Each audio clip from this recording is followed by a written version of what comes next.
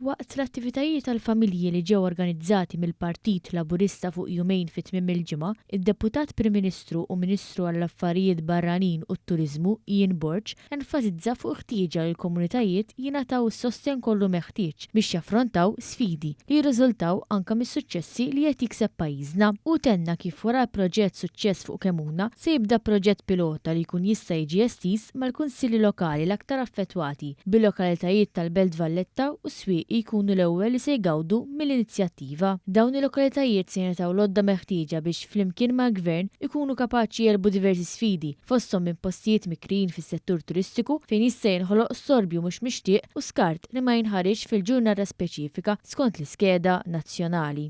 U jiena minn hawn kif ħdimt fuq il-Gżira ta' Kemuna nixtieq illi intellaq proġett pilota mal-komunitajiet, mal-kunsilli lokali.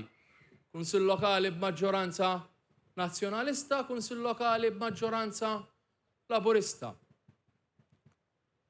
Il-komunità ta' Swieqi u l-Belt Kapitali tagħna Valletta. Ħalli naraw x'inhuma dawk l-isfidi, nagħtu l-għodda meħtieġa lill-kunsilli lokali, lill-komunitajiet, naraw kemm l-oppożizzjoni hijiex lesta taħdem biex nindirizzaw dawk l-isfidi ta' suċċess għaliex qatt ma għandna ninjorawhom. U ħabbar kif fiġġajt li ġejjin se jkun qed jistiedel iż-żewġ sindki rispettivi tal-lokalitajiet biex jaħdmu flimkien. Enfasizza li għandu l-appoġġ tal-Prim Ministru Roberta Bela u tal-Kabinett tal-Ministri għal din l-inizjattiva.